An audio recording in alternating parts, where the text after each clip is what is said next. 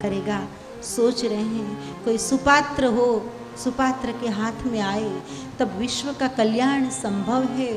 बहुत सोचा, बहुत सारे शिष्य थे आश्रम में, परंतु एक भी शिष्य की पात्रता नहीं लगी इसको पचा पाए। और अचानक याद आई अपने पुत्र की, वेदव्यास को। पुत्र का नाम है शुकदेव। शुकदेव का स्मरण हुआ और आंखें अश्रुओं से भर गई। जन्म के साथ महाभिनिष्क्रमण किया। इसके जीवन में 5वें प्रकार की गर्भाव क्रांति घट गई। वह शुकदेव कहाँ होगा पता नहीं। मैं पागल की भांति पीछे पीछे दौड़ रहा था, तब जिसने मुझे जगाया, मुझे ज्ञान दिया, उस शुकदेव को मैं वापस बुलाना भी चाहूं तो शुकदेव वापस आएगा नहीं। और शुकदेव ही इसको पचा सकता है, शुकदेव ही इसको सम्यक रूप से समाज तक पहुंचा सकता है। शुकदेव की क्षमता। शुकदेव को वापस बुलाने के लिए क्या करें? तो भगवान वेदव्यास ने अपने शिष्यों को भागवत के वेणुगीत के कुछ श्लोक कंठस्थ कराए और कहा कि आप लोग जाओ, वनों में जाना, पर्वतों की कंदराओं में जाना, शिखरों पर जाना, तीर्थों में जाना, नदियों के तट पर जाना, और जहां भी कोई आपको कोई युवक योगी दिखाई देना ध्यान में बैठा हुआ, तो उसके पास जाकर श्लोक को गाना। इस श्लोक को सुनकर जो आंख खोले, ध्यान छूट जाए और प्रेम जग जाए, ये है भागवत। ध्यान छूट जाए और परमात्मा के प्रति खुली आंख से प्रेम होने लगे, फिर आंख बंद करने की भी जरूरत नहीं। ध्यान छूट जाए और प्रेम हो जाए, ये क्षमता है भागवत जी में। तो बोले आंख खोलकर आपको पूछे कि ये श्लोक किसने लिखे हैं, ये क्या है, तो समझ लेना ये मेरा पुत्र होगा, बस ये मेरा पुत्र होगा। आप जाइए और मेरे पुत्र को आप श्लोक सुनाते रहना, सुनाते रहना, और वो आपके पीछे पीछे आएगा, मुझ तक ले आना। यही होगी मेरी गुरु दक्षिणा।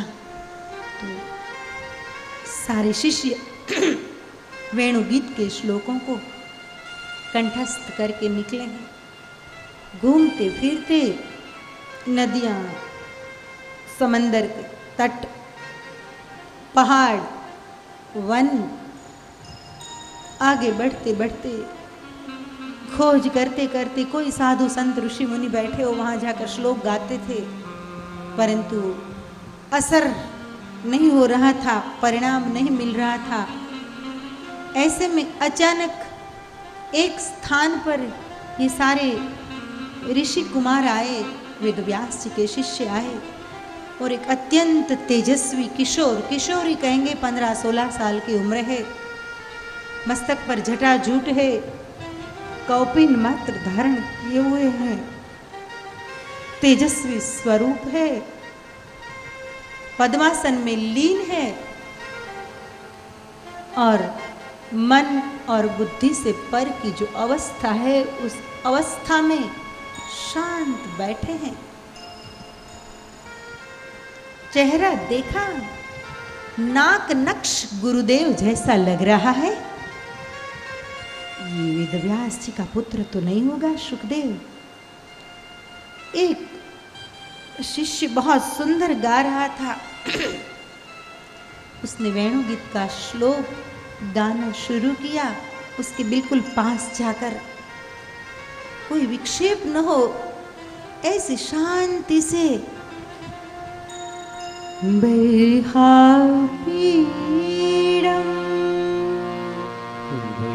बर्हापीडम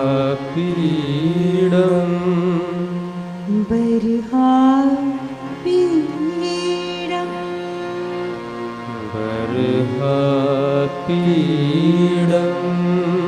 नट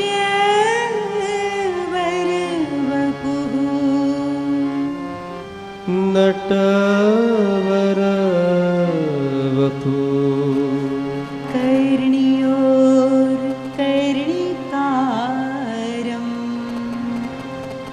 कर्णियोर्कर्णिकारम्।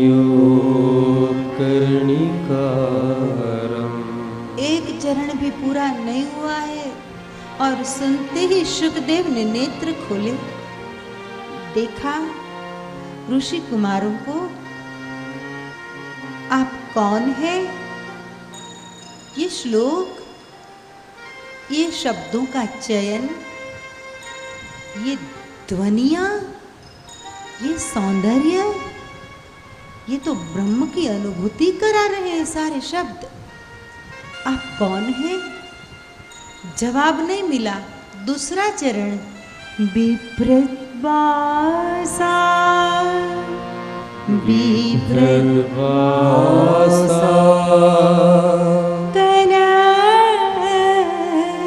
कनककपिशम् कनककपिशम्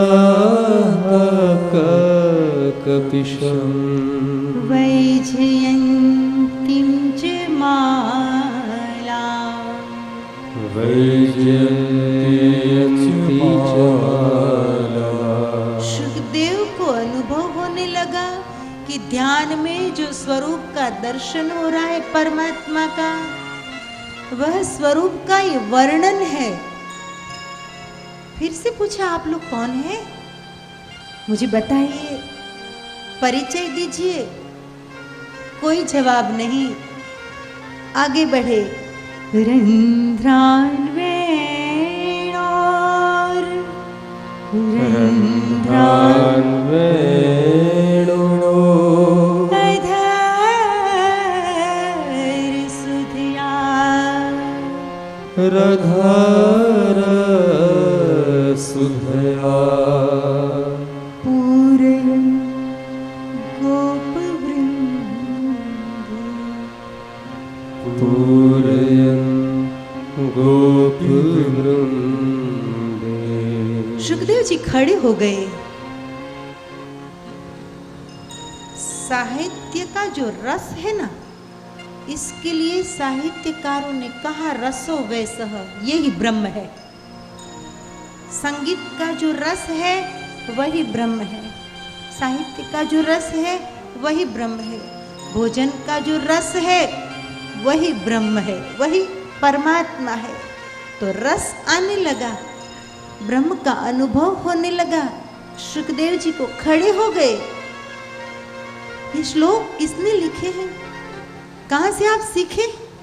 तो चल पड़े ऋषि कुमार गाते गाते, और सुखदेव पीछे पीछे। सुखदेव पीछे पीछे।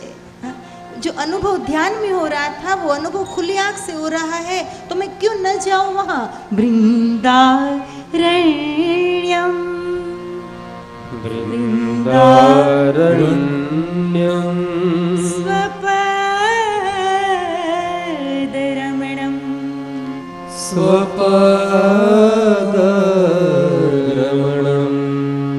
प्राविशत् गीतकीर्तिः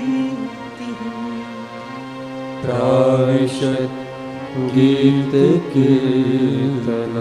स्वरूप तो भगवान कृष्ण का वर्णन है, भगवान कृष्ण के स्वरूप का। लेकिन सुखदेव बोले, रुकिए ना, बताइए ना, इतने सुंदर श्लोक आप कहाँ से लाए हैं, मुझे कहिए ना। तब ऋषि कुमारों ने कहा, आपको बहुत अच्छा लगा? बोले हाँ, मेरे आत्मा को संतोष मिला, मेरे कानों को सुख मिला, मेरे हृदय को प्रसन्नता मिली। ये रचना किसकी है? तब ऋषि कुमारों ने कहा कि ऐसे तो 18,000 श्लोक है, लेकिन बताइए तो सही, किसने लिखे हैं? ऋषि कुमारों ने कहा कि आपके पिताजी भगवान वेदव्यास ने लिखे हैं। मैं जरूर आऊंगा, मैं जरूर आऊंगा। और सुखदेव जी पीछे पीछे, मुझे कुछ कहना है। संसार में आसक्त भगवान वेदव्यास, पुत्र के पीछे दौड़े पागल की तरह, लेकिन पुत्र को नहीं बांध पाए, नहीं बांध पाए। चले गए शुकदेव, कठोर होकर चले गए। जाते जाते कहते गए कि मैं प्राणी मात्र में हूं, स्वम सर्वभूत हृदय मुनिमान, तो नहीं रुके। सोचो, संसार की आसक्ति से पकड़ने की कोशिश की, शुकदेव हाथ में नहीं आया। वही शुकदेव जो वेदव्यास शब्द ब्रह्म में डूब गए और आराधना कर ली भगवान की, तो भागवत के श्लोकों के माध्यम से वही शुकदेव खींचा चला आया, बुलाना भी नहीं पड़ा, पीछे दौड़ना भी नहीं पड़ा, अपने आप खींचा चला आया। दौड़ते थे पकड़ने के लिए, हाथ में नहीं आए। लेकिन परमात्मा में जो वेदव्यास डूब गए, तो वो परमात्मा शुकदेव को खींचकर ले आए। एक ही बात है, प्रेम तो था पहले भी, प्रेम तो है अभी भी, लेकिन पहले जो प्रेम था इसमें आसक्ति थी, यहाँ जो प्रेम है उसमें केंद्र में परमात्मा है, और केंद्र में परमात्मा जब आ जाता है तब परमात्मा को प्यार करने वाले अपने आप आपके पास आ जाएंगे, फिर आपको पकड़ने की कोई जरूरत नहीं रहती है। ये बताते हैं यहाँ वेदव्यास। शुकदेव जी आए, पिता के चरणों में दंडवत प्रणाम किए। पिताजी गदगदित हो गए। आइए हे पुत्र, ग्रंथ लिख तो दिया, लेकिन प्रचार कौन करेगा, इसके लिए मैं चिंतित था। आज मैं धन्य हो गया, मेरा पुत्र ही इस ग्रंथ को पचा सकता है, इसका सम्यक प्रचार कर सकता है। और वेदव्यास ने शुकदेव जी को 18,000 श्लोकों का रहस्य पढ़ाया, समझाया। रहस्य, कथा की बात ही नहीं है, कथा शब्द ही नहीं है, कहीं भी कथा शब्द ही नहीं, रहस्य। और शुकदेव पीते गए, सुनते नहीं गए हैं, पीते गए, एब्सोर्स करते गए, पूरे पी लिए इस ज्ञान को। रोम रोम में भागवत रमने लगा शुकदेव के। और पढ़ लिया, जब अभ्यास पूरा हो गया, फिर शुकदेव वंदन करते हैं, अब मैं जा रहा हूं। आश्चर्य होता है सुनकर, कैसे होंगे वे महापुरुष। काम पूरा हो गया, अब मैं जा रहा हूं पिताजी, विदा दीजिए। हाँ, प्रचार अवश्य होगा, कार्य होगा, मैं वचन दे रहा हूं, भागवत का प्रचार अवश्य होगा। शुकदेव निकल गए। फिर से एक बार मिले हैं, बताऊंगी, अभी नहीं, आगे बढ़ते हैं। अब आती है श्रोता की कथा।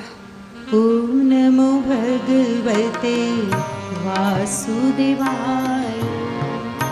ओम नमो भगवते वासुदेवाय। ओम नमो भगवते वासुदेवाय। ओम नमो भगवते वासुदेवाय। वासुदेवाय हरि वासुदेवाय। वासुदेवाय हरि वासुदेवाय। वासुदेवाय हरि वासुदेवाय। वासुदेवाय हरि वासुदेवाय। ओम नमो भगवते वासुदेवाय। ओम नमो भगवते वासुदेवाय। पहले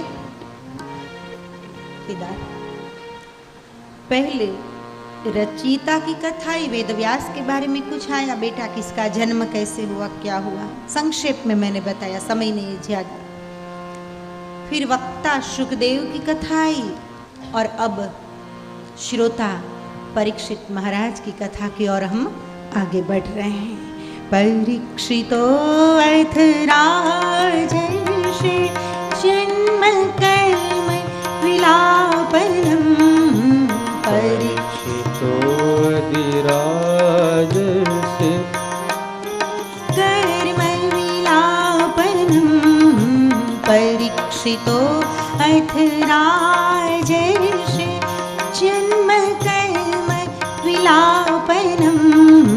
परीक्षितो राजर्षि जन्म कर्म विलापनम्।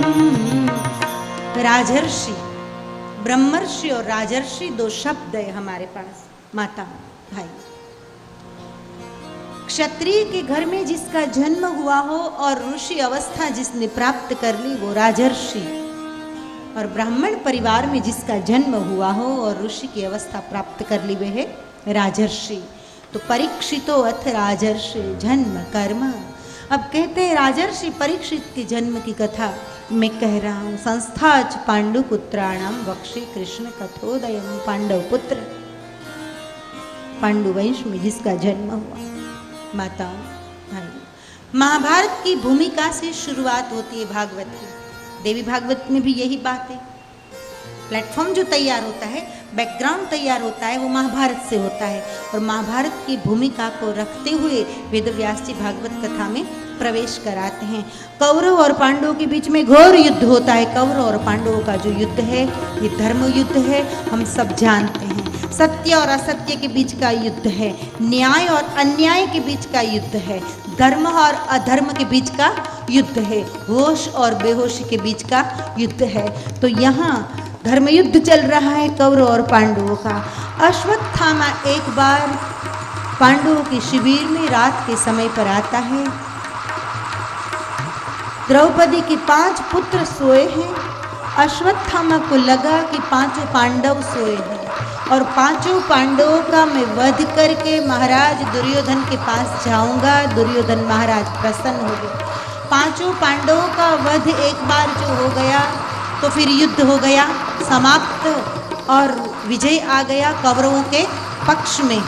तो गुरु द्रोण का पुत्र अश्वत्थामा पांडवों के शिविर में भेड़िए की भांति रात के समय जघन्य कृत्य करने के लिए प्रवेश करता है।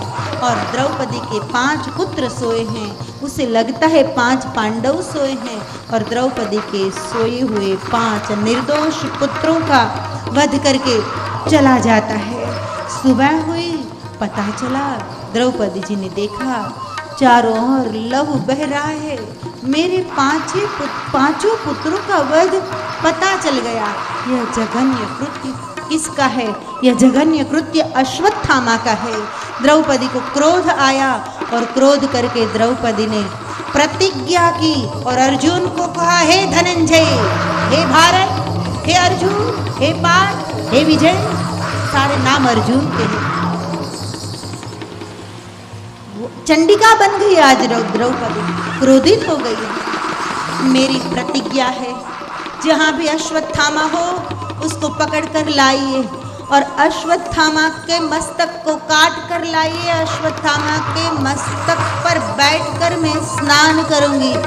जब तक अश्वत्थामा के मस्तक को काट कर आप लाएंगे नहीं, तब तक मैं मेरे मृत पुत्रों के पीछे स्नान भी नहीं करूंगी। ये मेरी प्रतिज्ञा है। इतनी क्रोधायमान हो गई है आज चंडिका, इसका नाम है याज्ञसेनी और जगदम्बा का अवतार है द्रौपदी। तने चौथा ते युगमा जानी रे माँ, हम गाते हैं गुजराती गरबों में। छोड़ो बात, कहने का तात्पर्य ये है कि जगदम्बिका का अवतार स्वरूपिणी द्रौपदी क्रोधायमान हो गई है और अर्जुन भगवान कृष्ण को कहते हैं, चलिए प्रभु, हे वासुदेव, मेरे रथ को निकालिए। युद्ध की बात है, लेकिन इसमें भी कितनी सौंदर्य है, कितना माधुर्य है कि भक्त भगवान को आदेश दे, भक्त भगवान को आदेश दे कि मेरा रथ निकालिए। और एक आज्ञांकित सारथी के भांति, हाँ धनंजय, अभी निकालता हूँ। और भगवान श्री कृष्ण रथ की बागडोर अपने हाथ में लेते हैं। अर्जुन रथ में विराजित होता है, हाथ में गांडीव है।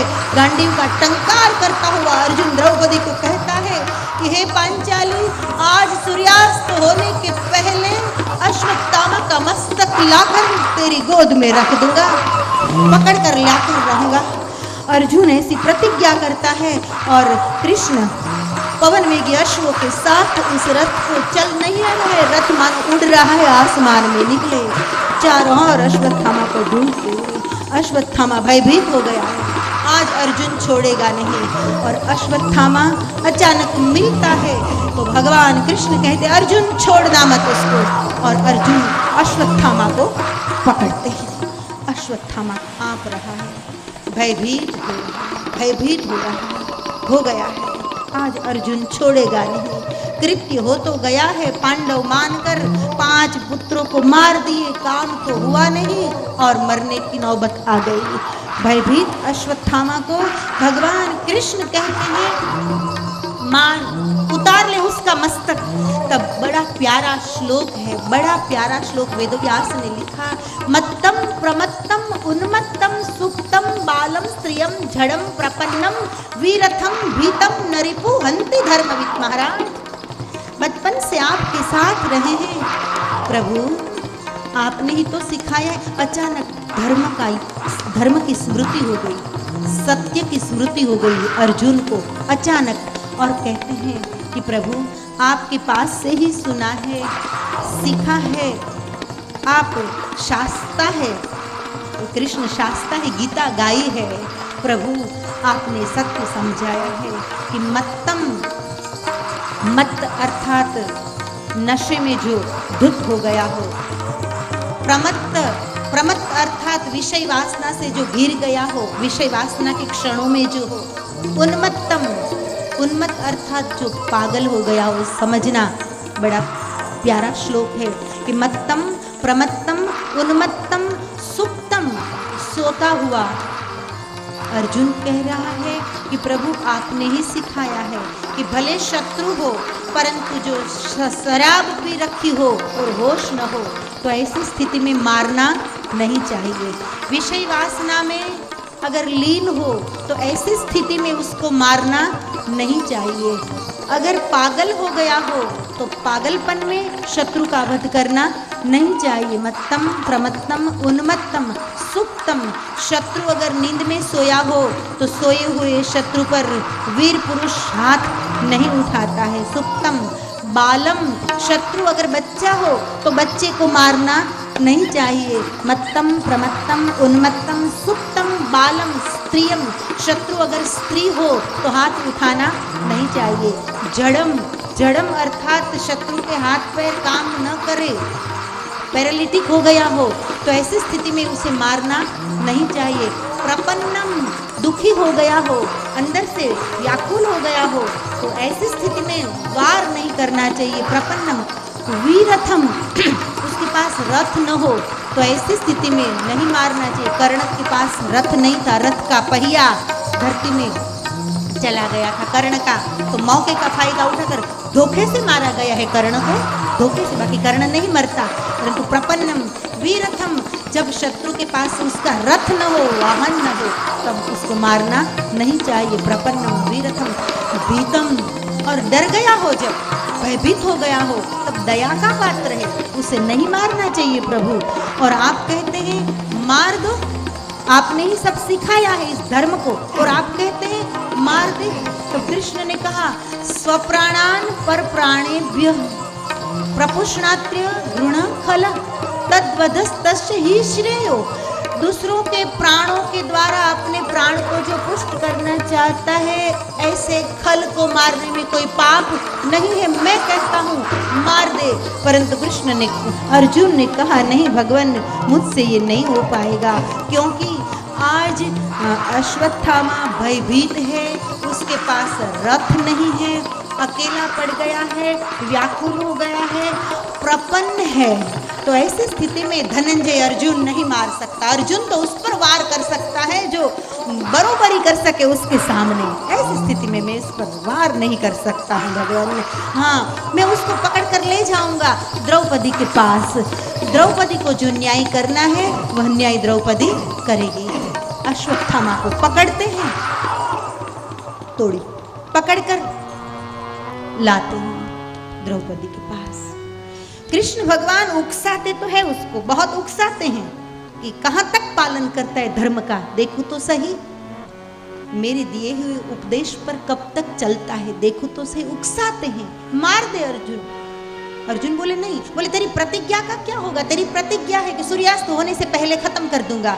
बोले नहीं, कुछ नहीं, सत्य के सामने प्रतिज्ञा क्या, वाह, ये अर्जुन ही बोल सकता है कि मेरी प्रतिज्ञा सत्य से बड़ी नहीं हो सकती है, सत्य से बड़ी मेरी प्रतिज्ञा नहीं है। मेरी प्रतिज्ञा का जो हो सो देखा जाएगा, लेकिन मैं द्रौपदी के पास ले जाऊंगा। अगर द्रौपदी कहेगी कि अर्जुन वध कर दे तो मैं वध कर दूंगा, परंतु उसके पास रथ नहीं है, भयभीत है, ऐसी स्थिति में उसको मार नहीं सकता हूँ। और अश्वत्थामा को पकड़कर द्रौपदी के सामने हाजिर किया जाता है और अर्जुन कहते, पांचाली आपके सामने खड़ा है अपराधी, आप जो कहे ऐसा सलूक किया जाएगा। इसके साथ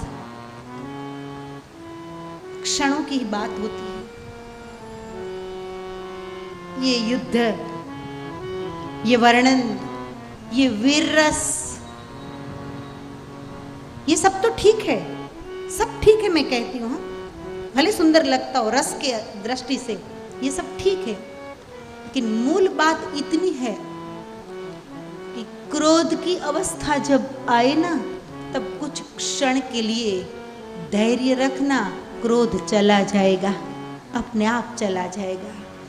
पूरी जितनी भी बात चल रही है, इसमें सार तत्व इतना ही है कि सुबह द्रौपदी कह रही थी कि उसके सर को काट कर लाइए, उस पर बैठकर मैं स्नान करूंगी, इसके पहले स्नान नहीं करूंगी, क्रोध। परंतु 12 घंटे हुए, बात बदल गई थी, बात बदल गई थी। गुरजेफ के पिताजी की मृत्यु हो रही थी, तो गुरजेफ ने कहा कि पिताजी मुझे कोई ऐसा उपदेश दीजिए कि मुझे जिंदगी में काम आए।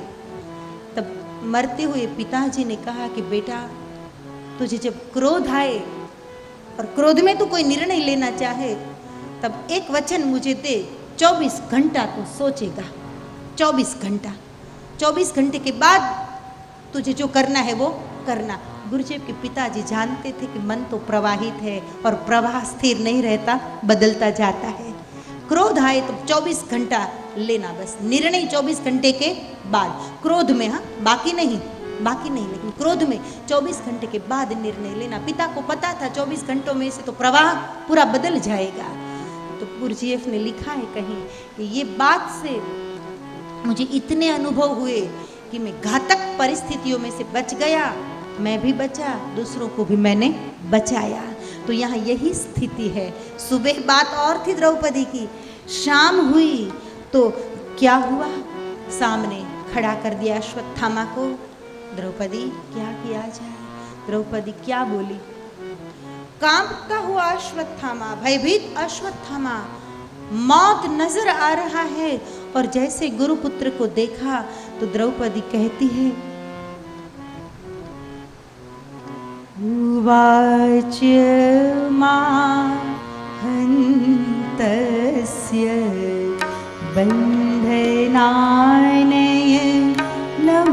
सती, उवाच मां हन्तस्य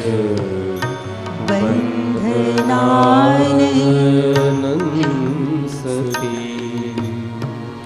उवाच मां हन्तस्य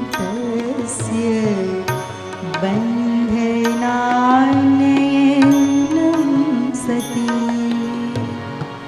उवाच मां हन्तस्य बन्धनानयनं सती, मुच्यतामेष,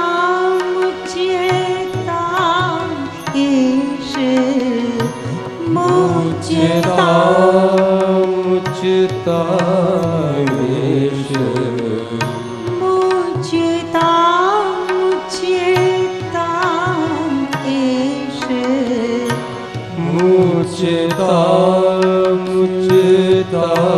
मुच्यतामेष, ब्राह्मणो नितरां गुरु,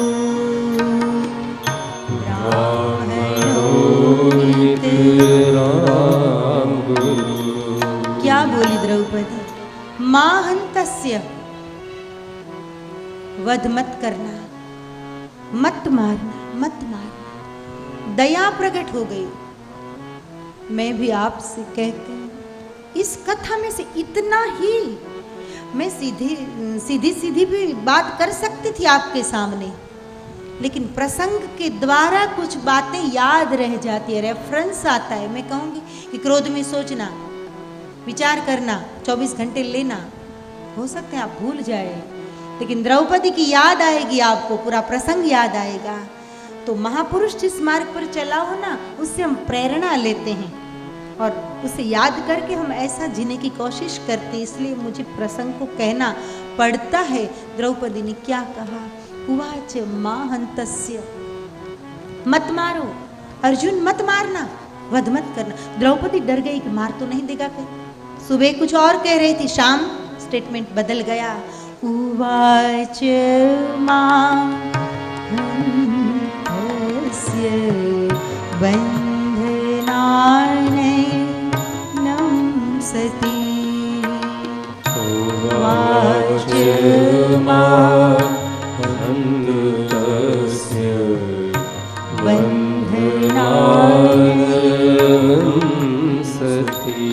इतना ही नहीं, द्रौपदी ने कहा मुच्यताम मुच्यताम, उसे मुक्त कर दो, बांधा क्यों है? इतना तो कहती ना कम से कम कि मारना मत, लेकिन बांधना जरूर, फिर से मारेगा किसी को। दया आई, मुच्यताम, उसे छोड़ दो। एक बात और कहनी है माताओं, इतिहास कहता है कि भगवान हमेशा पांडवों के साथ रहे। शास्त्र भी कहते भगवान ने हमेशा पांडवों का पक्ष लिया। क्यों? 5 पांडव और द्रौपदी ये कौन है? बात को समझ लेना। ये व्यक्तियां थे या नहीं थे, इसके साथ मेरा ज्यादा लेना देना नहीं है, परंतु 5 पांडव और द्रौपदी 6 मिलकर 6 गुण है। ये तत्वार्थ है, शब्दार्थ, भावार्थ और तत्वार्थ। जब तक तत्वार्थ में नहीं उतरे तब तक सत्संग समारोह का कोई अर्थ ही नहीं। भगवान किसके साथ रहते हैं?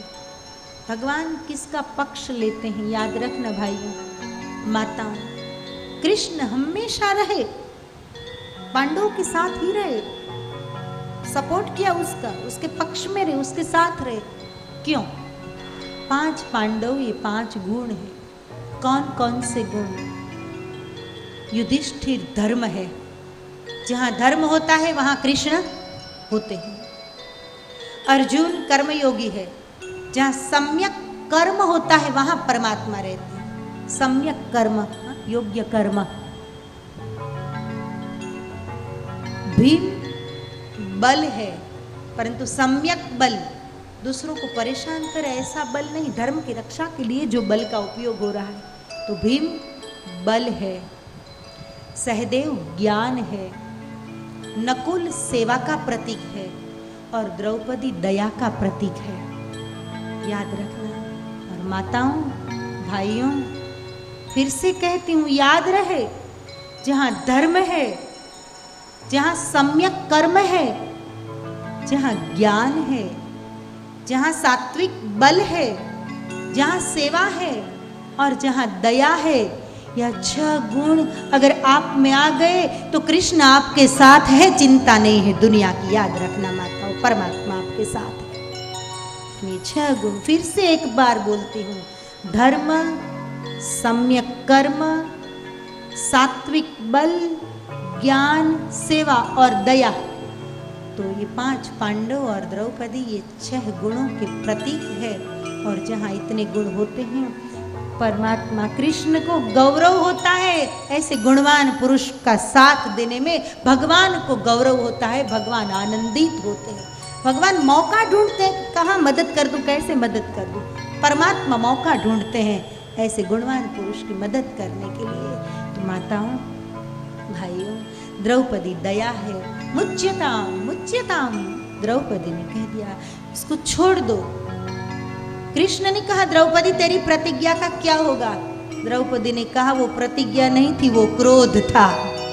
समझना, क्रोध में जो स्टेटमेंट दे देता है आदमी, ऐसा कर दूंगा, तोड़ दूंगा, फोड़ दूंगा, मार दूंगा, कुछ नहीं होता है। क्रोध की ताकत ही नहीं होती, ताकत धैर्य की होती है।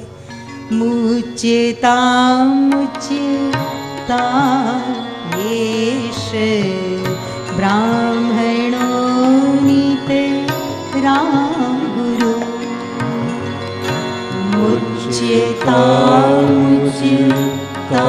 मुच्येतामुच्येतायेष ब्राह्मणो नीते राम गुरु। पहली बात तो ये कि द्रौपदी का क्रोध शांत हो गया था।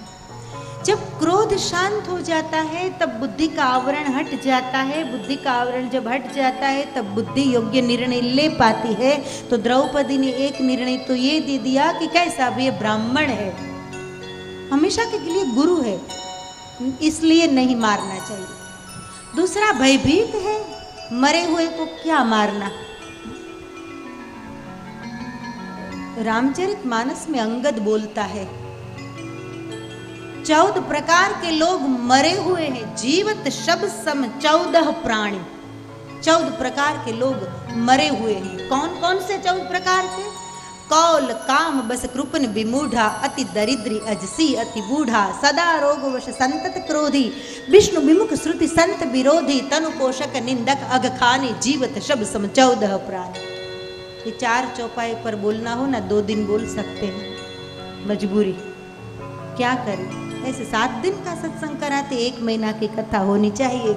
मुच्येतामुच्येतायेष ब्राह्मणो नीते राम गुरु।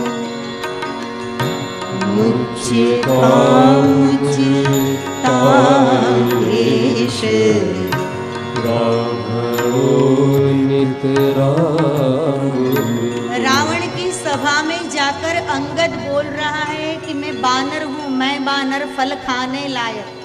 फल खाना ये बानर का धर्म होता है और लंका मेरे लिए तो फल के समान है, उठाकर मुंह में रख दूंगा।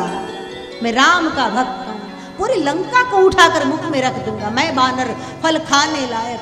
और दशानन तुझको मारना मेरे लिए बहुत छोटी बात है, मेरे राम को यहाँ तक आने की जरूरत नहीं है। अंगद कहता है मैं एक काफी हूँ, सुग्रीव का पुत्र, किष्किंधा का युवराज बोल रहा है, मैं एक काफी हूँ, परंतु तुझे इसलिए नहीं मार रहा हूँ कि तेरे दुर्गुणों को देखकर मुझे लगता है तू ऑलरेडी मरा हुआ है। कौल काम बस कृपन विमूढ़ा, अति दरिद्र अजसी अति बूढ़ा, सदा रोग वश संतत क्रोधी, सतत क्रोध करने वाला, सदा रोग वश संतत क्रोधी, विष्णु विमुख श्रुति संत विरोधी, तनु पोषक निंदक अघ खानी। अर्थ नहीं करूंगी, माफ करना। जीवत शब सम 14 प्राणी। ये सब सुनना हो तो राम कथा कराना सुशीला। आंखों में प्यास है, कुछ करते तो है नहीं, प्यास होती है तो कुआं तैयार करना होता है। मुच्येतामुच्येतायेष ब्राह्मणो नीते राम।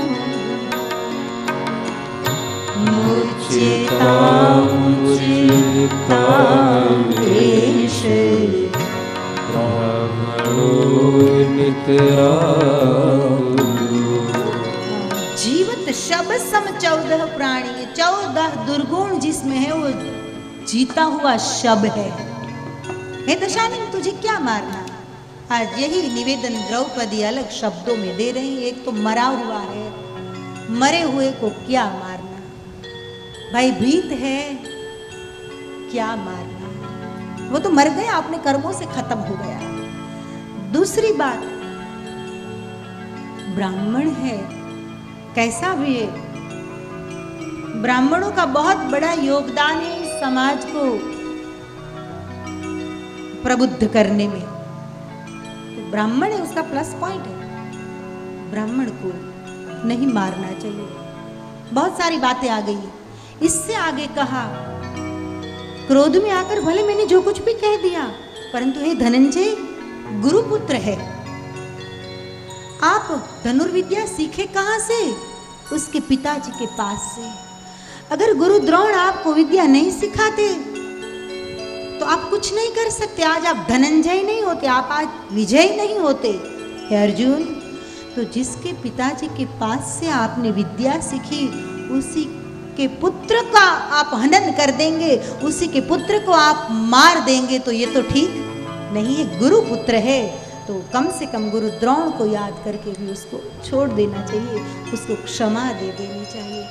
कृष्ण भगवान उकसा रहे हैं, द्रौपदी तेरी प्रतिज्ञा का क्या नहीं छोड़ना चाहिए। परीक्षा ले रहे हैं, एक अर्थ में उकसा कर परीक्षा ले रहे हैं। तब द्रौपदी ने कहा, प्रभु आप ये क्यों भूल जाते हैं कि मेरा हृदय एक माता का हृदय है। बहुत प्यारी बात की। द्रौपदी के चरणों में यहाँ शिष्य झुक जाता है। बहुत सुंदर बात की। हे गोविंद, गोविंद कह के पुकारती थी।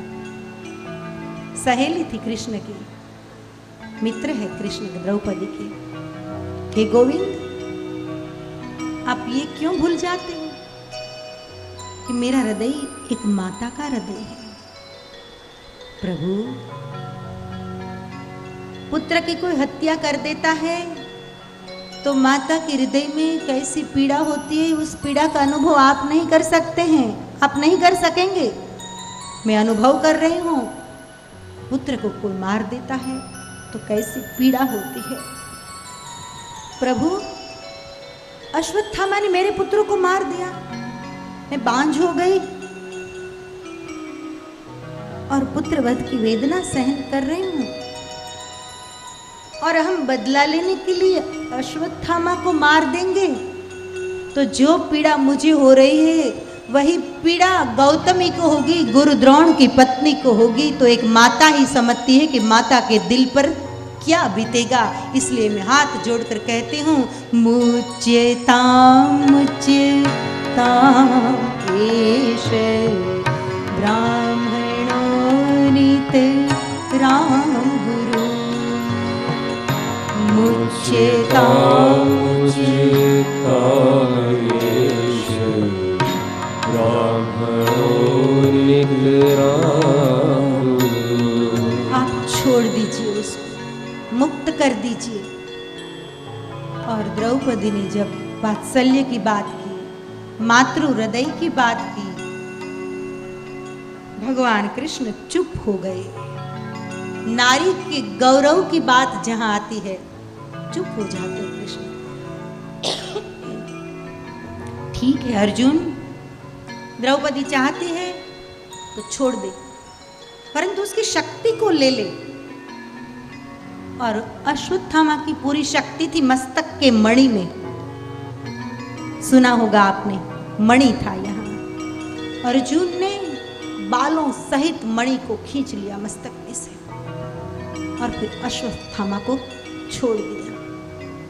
शिव पुराण में रेफरेंस मिलता है, कभी मौका मिले तो आप मेरा शिव पुराण सुनना। शिव के 100 अवतार हैं। कितने?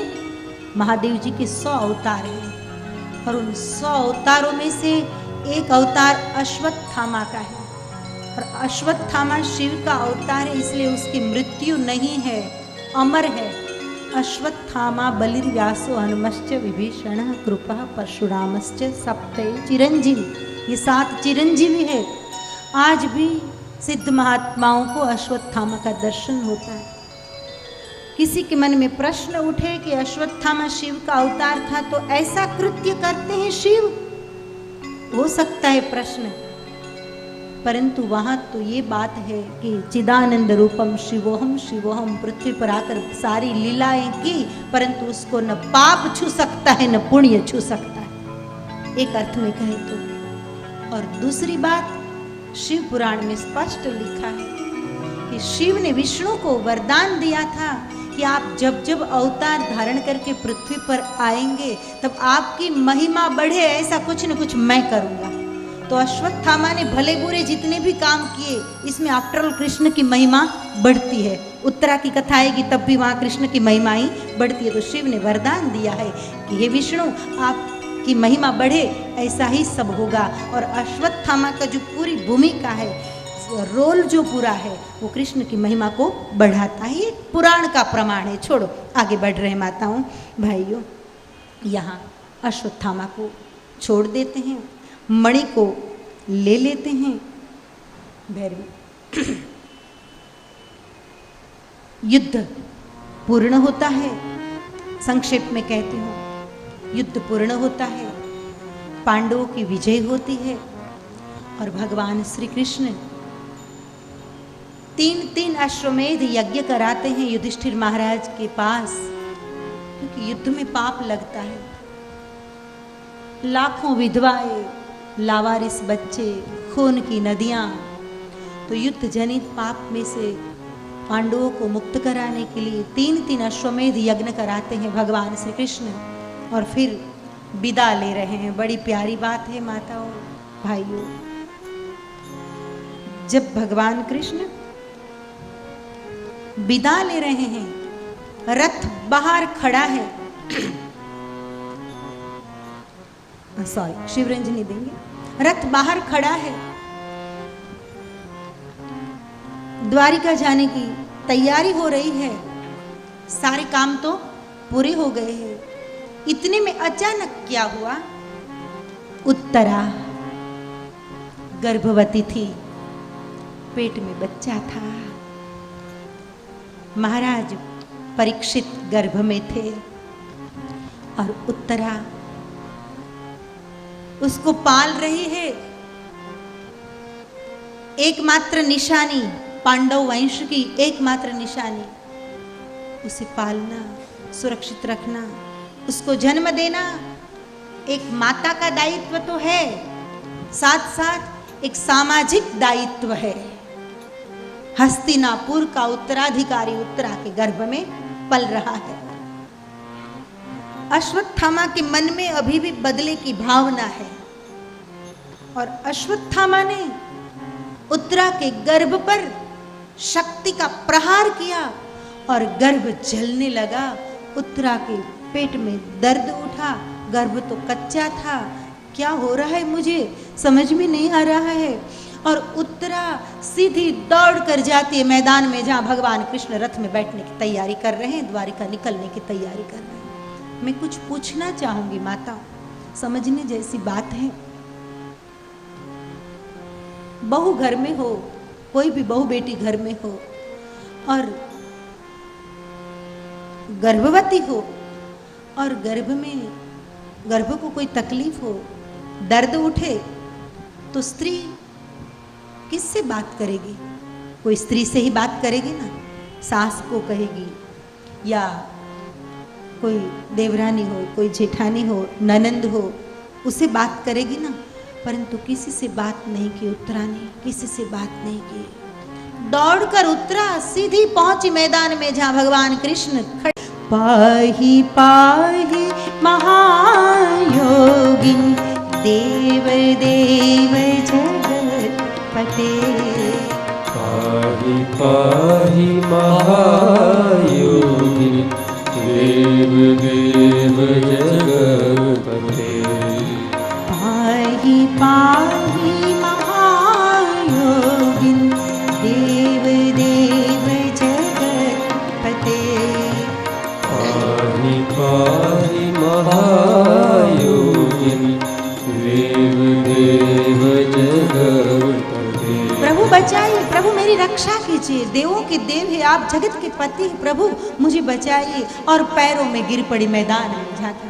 कोई शर्म नहीं, कोई लाज नहीं, कोई चिंता नहीं, क्या कहेंगे घर के लोग, नहीं। क्यों? उत्तरा देख रही है परिवार में बड़े लोग चले ना, उस मार्ग पर बहु बेटियों को चलना चाहिए, ये भागवत कथा में से प्रेरणा मिलती है। सास जिस मार्ग पर चल रही हो तो उस वडील से प्रेरणा लेकर बहू को भी उस मार्ग पर चलना चाहिए। लेकिन आजकल बात अलग है, सास मंदिर में जाती है, बहू क्लब में चली जाती है। तो आज के युग में ज्यादा उपयोगी है, आज के युग में ये ग्रंथ ज्यादा उपयोगी है। मैं ये कहूँगी, ये खाली धर्म की बातें नहीं है, आत्मा परमात्मा की बड़ी बड़ी बातें नहीं है, परंतु मनुष्य जहाँ खड़ा है, समाज के बीच में खड़ा है, परिवार के बीच में खड़ा है, लोगों के बीच में खड़ा है, तो वहाँ कहाँ गलती कर रहा है, सीधा खड़ा है कि टेढ़ा खड़ा है, सीधा चल रहा है कि टेढ़ा चल रहा है, उसे क्या करना है, ये छोटी छोटी सारी बातें यहाँ वेदव्यास भगवान बता रहा है। बता रहे हैं मनुष्य को। अगर आप सीखना चाहो तो बहुत कुछ सीख सकते हैं। मैं तो प्रसाद देकर चली जाऊंगी, आप कितनी प्रेरणा लेंगे मुझे पता नहीं, लेकिन देना मेरा धर्म है, मेरा धर्म मैं पूरा कर रही हूँ। महाजना येन गता सफलता। बड़े लोग, बुद्धिमान पुरुष, अनुभवी लोग और ज्ञानी लोग जिस मार्ग पर चले ना, उस मार्ग पर चलना चाहिए, ऐसा शास्त्र ने कहा है। उत्तरा देख रही है कि इस घर में मेरी सास, कौन उत्तरा की सास? द्रौपदी जी। उसको तकलीफ हुई तब वो और कहीं नहीं गई है, सीधी गई है भगवान कृष्ण के चरणों में। मेरी सास की सास, वड़ सासू शू क्यों तमे, वड़ सासू, सास की सास, उसको जितनी बार संघर्ष हुआ जीवन में, तकलीफें आई, मुश्किल हो गया जीना, तब सास की सास कौन? कुंता माता। तब माता कुंता भी कृष्ण का स्मरण करती है, कृष्ण के चरणों में जाती है। मैं अगर देर कर दूंगी जरा सी भी, कृष्ण चले जाएंगे और भगवान चले गए तो फिर मेरी मदद कोई कर पाएगा नहीं। तो उत्तरा किसी को नहीं कहती है और सीधी भगवान के चरणों में। पाही पाही महायोगिन देव देव जगतपते। पाहि पाहि महायोगिन देव देव जगतपते। आप देवों के देव हैं, जगत के नाथ है प्रभु, मुझे बचाइए, मेरा गर्भ जल रहा है, कुछ हो रहा है प्रभु, कृपा कीजिए। और तत्क्षण योगेश्वर कृष्ण समझ गए कि अश्वत्थामा निर्वंश करने के लिए पांडवों का वंश न रहे, इसलिए अश्वत्थामा ने फिर से ये जघन्य कृत्य किया है और उत्तरा के गर्भ पर छोड़ा है अस्त्र, ब्रह्मास्त्र को। तो उसको रक्षित करना चाहिए, मेरे शरण में आई है। और भगवान कृष्ण उत्तरा के गर्भ में योग बल से प्रवेश करते हैं, योग बल से। ये अनुभव का विषय है, श्रद्धा का विषय नहीं है, अनुभव का विषय, इसलिए योग में उतरना पड़ेगा आपको। ये हो सकता है, ये सब संभव है, मारण मोहन वशीकरण स्तंभन परकाया प्रवेश सब संभव है, परंतु ये अनुभूति का विषय है। छोड़ो माताओं, आगे बढ़ रहे हैं तो यहाँ प्रवेश करते हैं, सूक्ष्म रूप से अपनी चेतना से गर्भ में प्रवेश करते हैं और बच्चे की रक्षा करते हैं। परिरक्षितः इति परीक्षितः, शास्त्र ने कहा परमात्मा के तेज के द्वारा जो परिरक्षित रहा, इसलिए उसका नाम परीक्षित रखा गया। परिरक्षितः इति परीक्षितः। और भगवान श्री कृष्ण इस तरह से परीक्षित की रक्षा करते हैं। उत्तरा शांत होती है और वंदन करके भुवन में चली जाती है और माता कुंता पधारती है। बहुत दूर रथ बिल्कुल बाहर खड़ा है मैदान में, कुंता माता जाती है भगवान कृष्ण के पास। बहुत सुंदर बात है। वैसे तो कुंता माता फूफी लगती है, फैबा गुजराती में આપણે બોલીએ છીએ, फूफी लगती है, परंतु यहाँ कृष्ण को उसने कभी भी भतीजे के रूप में नहीं देखा है, भगवान के रूप में देखा है। कृष्ण को वंदन करने में कुंती का अहंकार कभी भी आड़े नहीं आया कि मैं तो बड़ी हूँ, हमेशा भगवान के रूप में कृष्ण की उपासना की है भैरवी कुंता माता ने। और माता कुंता भगवान कृष्ण के चरणों में आकर रथ के पास खड़ी हो जाती है। प्रेम जब पराकाष्ठा पर पहुंच जाता है ना, तब शब्द छोटे पड़ जाते हैं, सिर्फ मौन की भाषा बहती है और हृदय की भावनाओं को प्रकट करने के लिए एक माध्यम रहता है जिसे कहते हैं आंसू। और कुंती माता की भक्ति अश्रु बनकर बह रही है कृष्ण के चरणों में, आंखों में आंसू है। चुपचाप कुंता माता हाथ जोड़कर खड़ी है और भगवान कृष्ण सामने देखते हैं। कृष्ण कहते हैं अब विदा दीजिए। कुंती की आंखें बोल रही है कि भगवान कोई विदा देने योग्य होते हैं? भगवान को कभी विदा दी जाती है? प्रभु से दूर होने का मन कभी भक्त को होता है? भक्त भगवान से दूर हो सकते हैं? प्रभु आंखें बोल रही है। थोड़ी देर तो चुपचाप खड़ी रही, फिर कहते हैं, प्रभु कुछ दिन के लिए और रुक जाइए ना, बड़ी प्यारी बात है। तब कृष्ण ने कहा, फूफी जी आप तो जानते हैं मेरा नियम है, जहां दुख होता है ना वहां मैं रुकता हूं। जब दुख होता है तो मैं भक्त के साथ रहता हूं, ये मेरा नियम है। माता जी आपके सारे दुख अब चले गए, अब कोई तकलीफ नहीं है, सारे प्रश्नों का समाधान हो गया। युद्ध में विजय पाली पांडवों ने, आपने बहुत दुख भोगा और आपके प्रत्येक दुख में मैं आपके साथ रहा। अब कोई दुख नहीं है, तो मेरा नियम है जहाँ दुख होता है वहाँ मैं रहता हूँ, अब मुझे विदा दो।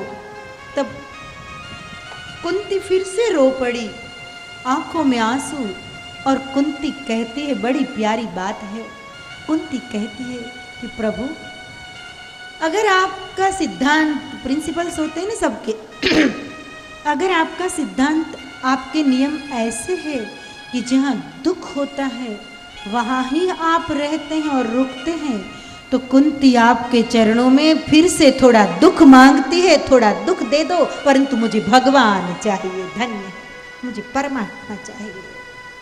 प्रभु धन्य बन गए। भगवान के लिए दुख भले हो लेकिन भगवान चाहिए, थोड़ा दुख दे दो प्रभु, तब तो आप रुकेंगे ना। ऐसे भक्तों को पाकर भगवान धन्य बन जाते हैं। कृष्ण धन्य बन गए और कुंता माता 6 श्लोकों में स्तुति करते हैं, बड़ी प्यारी है कुंती स्तुति। नमस्ये पुरुषं त्वाद्यं, नमस्ये पुरुषं त्वाद्यं, नमस्ये पुरुषं त्वाद्यं, नमस्ते पुरुषं त्वाद्यम्, ईश्वरं प्रकृते परम्, ईश्वरं प्रकृते परम्, ईश्वरं प्रकृते परम्, ईश्वरं प्रकृते परम्। यहाँ वेदव्यास की भूमिका पर है। हाँ, कुंती जिस भूमिका पर वेदव्यास है उसी भूमिका पर ये स्त्री है। भले कुछ भी हो उसकी जिंदगी में, भले कुंवारा बेटा पैदा कर लिया, पानी में बहा दिया, अलग अलग देवताओं से 5 पुत्र पा लिए, फिर भी जहाँ वेदव्यास खड़े हैं आध्यात्मिक स्तर पर, वहाँ कुंती खड़ी है। वहाँ मेरे भतीजे को वंदन करती हूँ, कृष्ण को वंदन करती हूँ, उसको वंदन करती हूँ, उसको वंदन करती हूँ, कुछ भी नहीं, मैं आदि पुरुष को वंदन कर रही हूँ, जो विश्व की प्रथम चेतना, जिसमें से पूरा विश्व उत्पन्न हुआ। नमस्ते पुरुषं त्वाद्यं, नमस्ते पुरुषं त्वाद्यं। आदि पुरुष है प्रभु आप, तो आपका न जन्म है न मृत्यु है, ना आदि है ना अंत है, फिर भी आप आदि के भी आदि है। इससे आगे कहा, ईश्वरं प्रकृते परम, ईश्वरं प्रकृते परम। मैं ईश्वर को वंदन कर रही हूँ, ईश्वरं प्रकृते परम, ईश्वरं प्रकृते परम्, अलक्ष्यं सर्वभूतानां, अलक्ष्यं सर्वभूतानां, अलक्ष्यं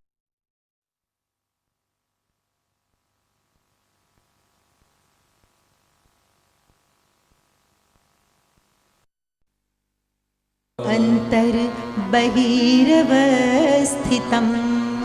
अंतर बहिरवस्थितम्। सर्वभूतानां, प्राणी मात्र के भीतर भी है और बाहर भी है, मतलब कण कण में राम।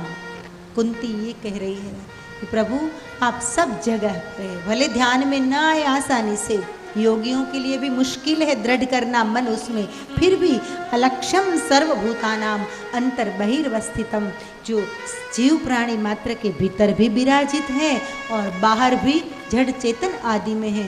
ऐसे भगवान कृष्ण के चरणों में कुंती के नमस्कार हो। कुंती 6 श्लोकों में स्तुति करती है।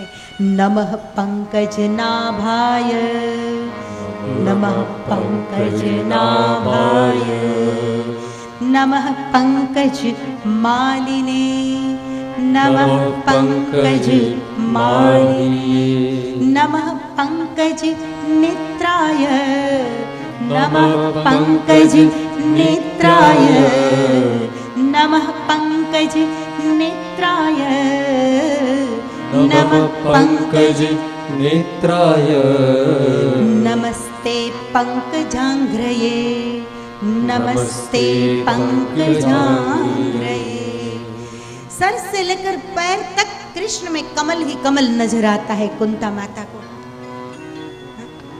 नमः पंकज नाभाय, आपके उदर स्थान नाभि स्थान वो पंकज जैसा सुंदर। नमः पंकज नाभाय नमः पंकज मालिने, पंकज यानी कमल, पंकज यानी कमल। तो नमः पंकज मालिने, कमल की माला धारण करने वाले कृष्ण को मैं नमस्कार करती हूँ। नमः पंकज नेत्राय, कमल जैसे सुंदर नेत्र है। नमः पंकज नेत्राय नमः पंकज नेत्राय नमस्ते पंकजांघ्रये नमस्ते पंकजांघ्रये। सर से लेकर पैर तक कमल जैसे भगवान कृष्ण, कमल जैसे नेत्र है, कमल जैसे चरण है, कमल जैसी नाभि है, कमल की माला धारण करते हैं। ऐसे भगवान कृष्ण के चरणों में कुंती के नमस्कार हो। माताओं भाइयों, ये उपमा दी है ना वेद व्यास ने, कवि है इसलिए दे दी, ऐसा नहीं। कमल की क्वालिटी है, समझना। कमल का एक गुण है, क्या? जल कमलवत शब्द हम बहुत प्रयोग करते हैं। जल कमलवत, पानी में रहते परंतु पानी स्पर्श कर सकता नहीं है। ठीक वैसे ही कृष्ण भले गाए, भले नाचे, भले चोरी करे, भले मटुकी फोड़े, भले छेड़छाड़ करे, कुछ भी करे, परंतु जैसे कमल को जल नहीं छू सकता है, वैसे संसार की लीलाएं भले खुद करे परंतु संसार छू सकता नहीं है भगवान कृष्ण को। ऐसे परम पुरुष को, ऐसे ज्ञानी पुरुष को, ऐसे साक्षी भाव में जीने वाले महापुरुष को कुंती नमस्कार कर रही है। बड़ी प्यारी बात है ये, अकस्मात से कोई कमल शब्द कल्पना से नहीं रख दिए हैं। खैर माताओं भाइयों, हम आगे बढ़ते हैं। कुंती की प्रार्थना और युधिष्ठिर का आग्रह। रथ में बैठने के लिए तैयार हो गए थे जो भगवान कृष्ण वापस लौट आए, विदा ले ली थी। लेकिन यहाँ कोई ऐसा फॉर्मेलिटी नहीं कि विदा ले ली तो अब निकल जाए, हम तो वापस भी आ सकते हैं।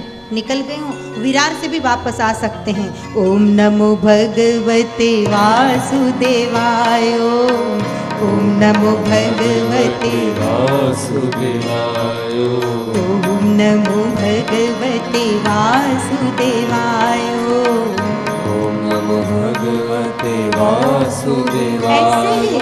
ऐसे होते हैं लोग जो एक अवस्था को उपलब्ध हो गए हैं। वे लोग अपने निवेदन को पकड़कर नहीं चलते हैं, बदल भी दे निवेदन। प्रेम से पड़ गयो पालो हरि को, प्रेम से पड़ गयो पालो हरि को, प्रेम से पड़ गयो पालो हरि को, प्रेम से पड़ गयो पालो हरि को।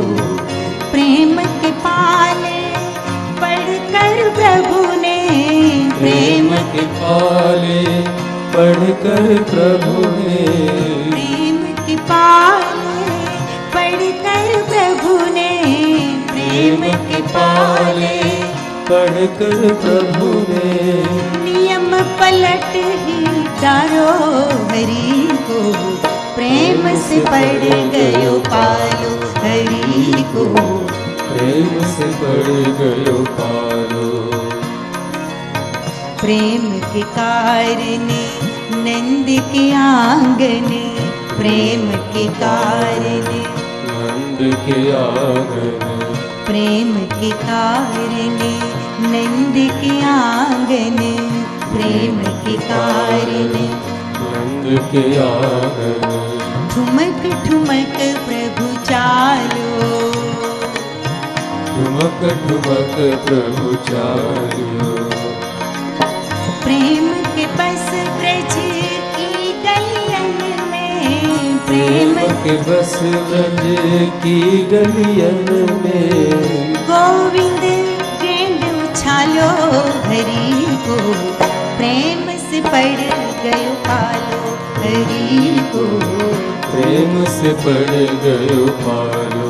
इश्क नाजुक मिजाज है बेहद, इश्क क्या हुआ, प्रेम से पड़ गयो, प्रेम से पड़ गयो पालो हरि को, प्रेम से पड़ गयो पालो हरि को, प्रेम से पड़ गयो पालो। इश्क नाजुक मिजाज है बेहद, इश्क फिर से क्या हुआ, प्रेम से पड़ गयो पालो हरि को, प्रेम से पड़ गयो पालो हरि को, इश्क नाजुक मिजाज है बेहद, इश्क नाजुक मिजाज है बेहद, अक्ल का बोझ उठा नहीं सकता, अक्ल का बोझ उठा नहीं सकता।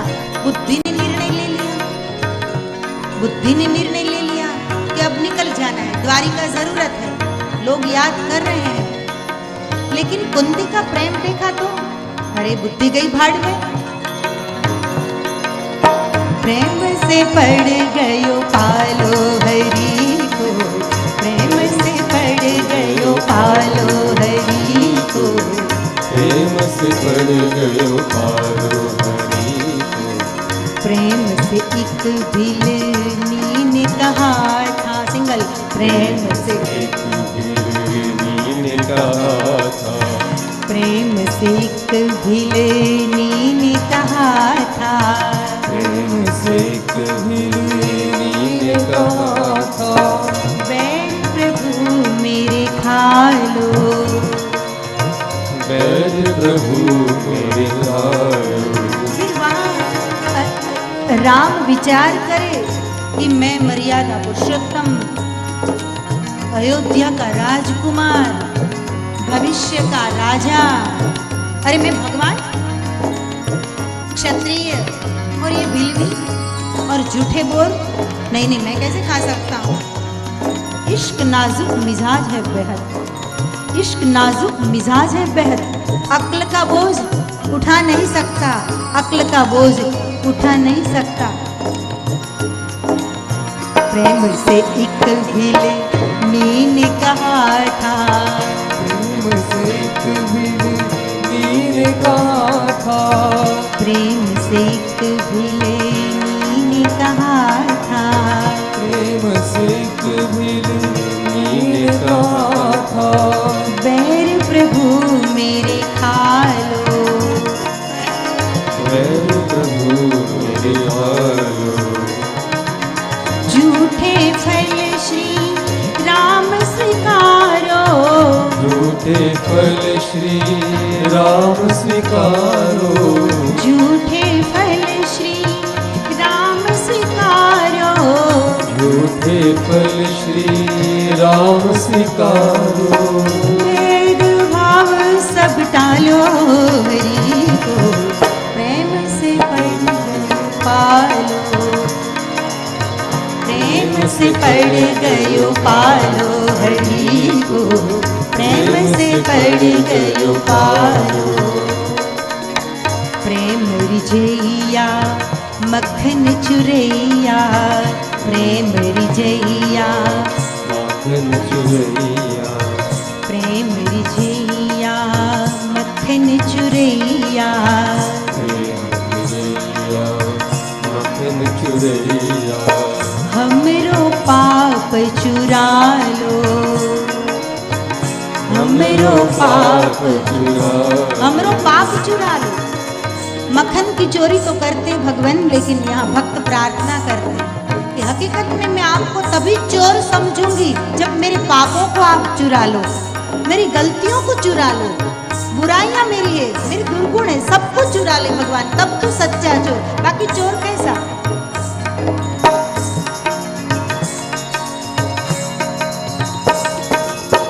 प्रेम रिझैया मक्खन चुरैया,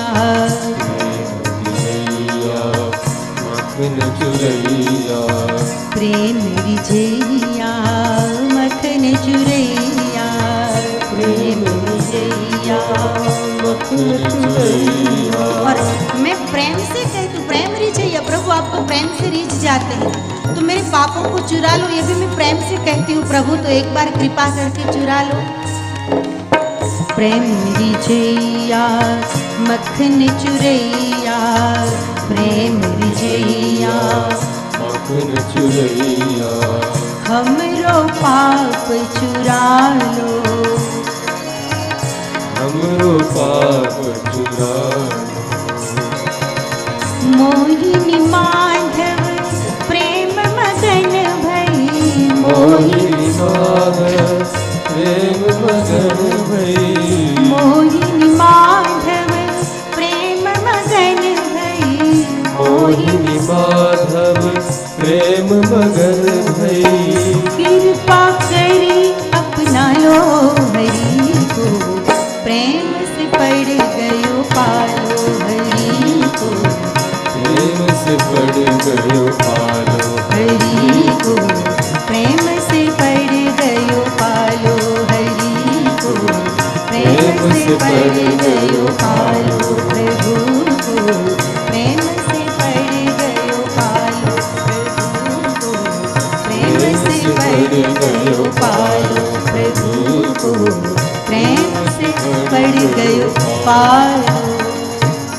तो प्रेम की बात, कुंती के प्रेम के पास बुद्धि ने निर्णय बदल दिया। कृष्ण ने कहा कुछ दिन रुक जाते, क्या फर्क पड़ता है। रुक गए भगवान कृष्ण। कृष्ण रुक गए कि दूसरा भक्त भी पुकार रहा है, इसलिए याद आ गया कृष्ण को, एक दूसरा भक्त भी पुकार रहा है मुझे। कौन? दादा भीष्म। बाकी रह गए थे एक काम, याद आ गई। दादा भीष्म को तो वचन दिया है कृष्ण ने, अंतिम सांस जब लेते होंगे तब मैं हाजिर रहूंगा। याद आया, एक काम छूट जाएगा, भक्त को मिलना है, वचन निभाना है मुझे। और रुक गए भगवान कृष्ण। महाराज युधिष्ठिर अर्जुन आदि को लेकर आते हैं भगवान कुरुक्षेत्र में। दादा भीष्म बाण शैया पर पड़े हैं, हर तरह से घायल है, शरीर से भी घायल, मन से भी घायल। भीष्म एक ऐसा पात्र है महाभारत का, जन्म से संघर्ष का आरंभ हुआ, जन्म के साथ मरते दम तक संघर्ष ने पीछा नहीं छोड़ा। गंगा तो जा रही थी पानी में बहाने के लिए भीष्म को, जीवन तो था ही नहीं, मरना था उसको। देवी भागवत में विस्तार से कथा थी, अभी तो मैं नहीं कहूंगी, क्षमा करना, समय नहीं। तो जन्म के साथ संघर्ष, मरते दम तक। भीष्म एक ऐसा पात्र है कि कम से कम 1 महीना चाहिए मुझे भीष्म पर बोलना है, तो 1 महीना, 7 दिन में क्या कहूं, ये तो थोड़ा बहुत प्रसाद है, प्रसाद है। और कभी कभी ऐसा लगता है कि भोजन से ज्यादा तृप्ति प्रसाद में हो जाती है। घर पे कितना भी भोजन करें, लेकिन कथा में आए हैं और इतनी सी शक्कर, इतनी सी, लेकिन जब तक प्रसाद नहीं मिलता है तब तक तृप्ति नहीं होती है। तो कभी कभी भोजन से ज्यादा तृप्ति प्रसाद में मिलती है। प्रसाद है, तृप्ति तो मिलेगी जरूर। खैर माता भाइयों, महाराज युधिष्ठिर अर्जुन आदि को लेकर भगवान श्री कृष्ण कुरुक्षेत्र में पधारते। भगवान प्रतीक्षा कर रहे हैं। दादा भीष्म, वचन दिया है वासुदेव ने, आएंगे तो जरूर, लेकिन अभी क्यों नहीं आए, इतनी देर क्यों कर दी। आएंगे जरूर, एक भरोसा है। भरोसा बहुत बड़ी चीज है। भरोसे कुछ भले न मिले, कुछ न मिले, कुछ प्राप्ति न हो, लेकिन भरोसे के आधार पर पूरी जिंदगी निकल जाती है। भरोसे से आएंगे जरूर। शरीर में से रक्त टपक रहा है। कल्पना तो करो, बाणों की शैया,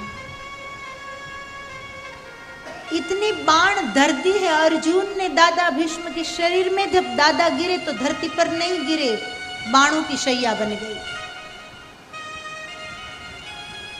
निकालना भी संभव नहीं था, निकल भी नहीं सकते थे, इतनी पीड़ा होती निकालते तो। भीष्म ने कहा ऐसे ही पड़े रहने। श्री कृष्ण शरणम मम, श्री कृष्ण शरणम, श्री कृष्ण शरणम। और याद रखना, केवल भीष्म ही बाण शैया पर थे ऐसा नहीं, कभी कभी हम भी हो सकते हैं। परंतु कृष्ण नाम का सहारा होता है ना, तो भरोसे से जिंदगी के दिन कटते रहते हैं, पीड़ाएं कम हो जाती है। सुमिरन के पास पीड़ा छोटी हो जाती है। सुमिरन में ताकत है, प्रभु भजन में ताकत है।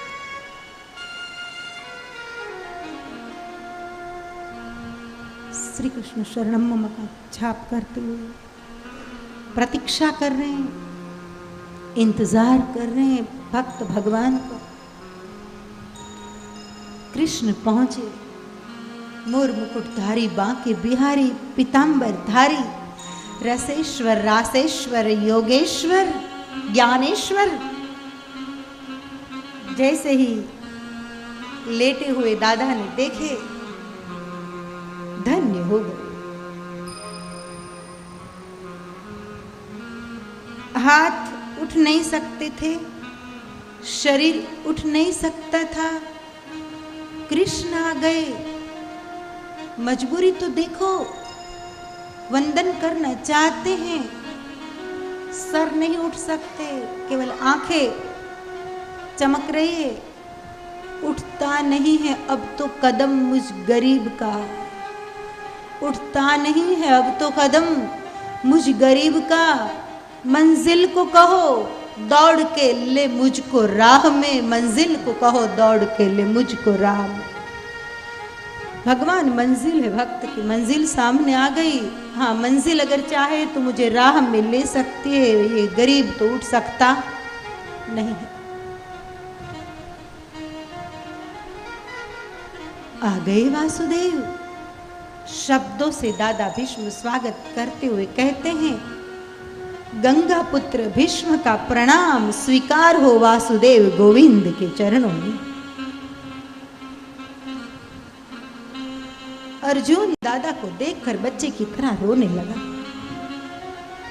ऐसा होता है ना, युद्ध तो युद्ध होता है, रणनीति तो रणनीति होती है। ना कोई बाप होता है, न कोई बेटा होता है। वहां एक ही ध्येय होता है, जीतना है, विजय।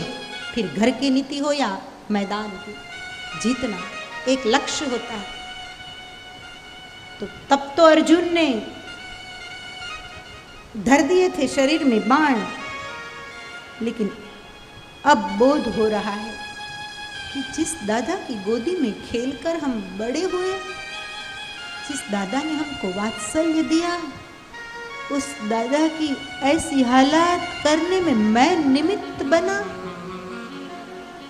बच्चे की तरह रोने लगा। फिर भी बड़े तो बड़े होते हैं, उससे ही मैं बड़ा कहती हूं जिसका दिल बड़ा हो। बुजुर्ग और बूढ़े में फर्क है। बाल सफेद हो गया, आदमी बूढ़ा हो गया, लेकिन दिल में से सारी कलुषितता जिसके निकल गई हो, दिल जिसका सफेद हो गया, उसको मैं बुजुर्ग कहती हूँ। समझदारी जिसकी बढ़ गई उसे मैं बुजुर्ग कहती हूँ। बूढ़े लोग बहुत मिल जाते हैं, बुजुर्ग बहुत कम मिलते हैं। बुजुर्ग है, बूढ़े नहीं कहूंगी मैं भीष्म को। दादा भीष्म ने कहा, अर्जुन मत रो, मत रो। समय का प्रवाह अच्छों अच्छों को खींच कर ले जाता है। अर्जुन तू भी बह गया, मैं भी बह गया, और हमको बहाकर समय तो चला गया। शांत हो जा कुंती पुत्र, शांत हो। यत्र धर्म सुतो राजा, गदा पाणी वृकोदर, कृष्णोस्त्री गांडीवम चापम सुहत कृष्णस्ततो विपत। जहां बलवान भीम हो, जहां धर्म का पुत्र स्वयं राजा हो युधिष्ठिर, और कृष्ण जैसा जहां सुहद हो वहां आंसू नहीं होते। अर्जुन शांत हो जा, शांत हो जा, रो मत अर्जुन। बेटा अर्जुन, मुझे प्यास लगी है। और अर्जुन धरती में तीर मारकर वहां गंगा प्रकट करता है और ऐसी कुशलता के साथ पृथ्वी में तीर मारा कि गंगा जी सीधे दादा भीष्म के मुख में सोते हुए दादा जलपान कर तृप्त होते हैं।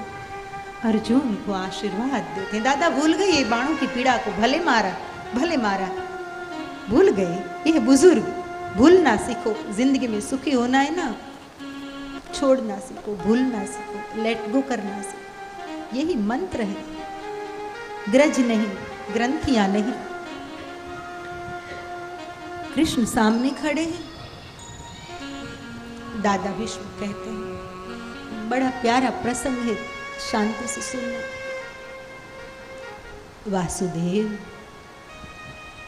मुझे एक बात का जवाब दीजिए। मैंने कभी किसी को सवाल नहीं किया है।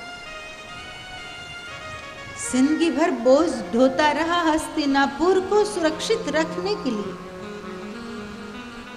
परंतु आज प्रभु आप मुझे जवाब दीजिए। मुझे याद नहीं है जिंदगी में मैंने कोई पाप कर्म किया हो, एक भी पाप कर्म मैंने किया हो ऐसा मुझे याद नहीं है। तो हे वासुदेव, इस बाण शैया की सजा मुझको क्यों? तो प्रभु जवाब देते हैं, हे गंगा पुत्र, आपने पाप किया तो नहीं है, परंतु आपने पाप देखा जरूर है, इसकी ये सजा है। देखा है। क्या देखा है? याद आया आपको? हस्तिनापुर में पांडव जब जुआ खेल रहे थे और शकुनी की कूटनीति की वजह से पांडव हार गए, हराए गए। द्रौपदी को वस्तु की भांति जुए में रखी गई। अन्याय हुआ, इतना बड़ा अत्याचार एक स्त्री के साथ। भारत का इतिहास कोई बहुत सुंदर नहीं है, शास्त्र बहुत सुंदर नहीं है, पुराण ये धर्मशास्त्र, लेकिन इसमें से जो सीख मिलती है ये सुंदर है। जुआ खेलना ये कोई धर्म है धर्मराजा का? स्त्री को झुकटे में रखना, ऐसी कथा जिस महाभारत में, उसको हमने धर्म ग्रंथ कह दिया। ये ऐसा धर्म ग्रंथ होता है? कभी फेंक दो दरिये में ऐसे धर्म ग्रंथों को। लेकिन इतना जरूर कहूंगी कि उसमें से जो सीख मिलती है, उसका जो हार्द है, ये बहुत प्यारा है। वो धर्म सिखाता है, इसलिए हम धर्म ग्रंथ के रूप में इसका स्वीकार कर रहे हैं। कृष्ण ने कहा, हे गंगा पुत्र, पांडव जब हार गए और पशु की भांति एक वस्त्रा रजस्वला द्रौपदी को खींचकर सभा में लाया गया दुशासन के द्वारा, रो रही थी द्रौपदी। कृपाचार्य महाराज से भीख मांग रही थी अपनी इज्जत की। गुरु द्रोण को कह रहे थे, आप गुरु महाराज जी कुछ तो बोलिए। दादा भीष्म को गिड़गिड़ा रही थी कि आप तो मेरी मदद कीजिए, ये क्या हो रहा है गंगा के तट पर, जो राजा महाराजाओं ने नगरी बसाई थी इस स्वप्न के साथ कि घर की बहन बेटियों की ये हालात हो। दादा भीष्म आप तो मदद कीजिए। तब कोई नहीं बोला, कोई नहीं बोला। कृष्ण ने कहा कि दुशासन के हाथ द्रौपदी के वस्त्र तक पहुंच जाए गंगा पुत्र भीष्म के होते हुए। ये पाप किया आपने, पाप देखा, और ये पाप देखने का फल। माताओं, भाइयों, यह घटना हमें ये बताती है कि देखने का परिणाम इतना भयंकर हो, बाण शैया की सजा, तो करने का पाप कितना भयंकर होगा। देखने का पाप इतना भयानक है, परिणाम तो करने का परिणाम कितना भयानक होगा। बस एक ही वाक्य महत्वपूर्ण है, आगे बढ़ते हैं।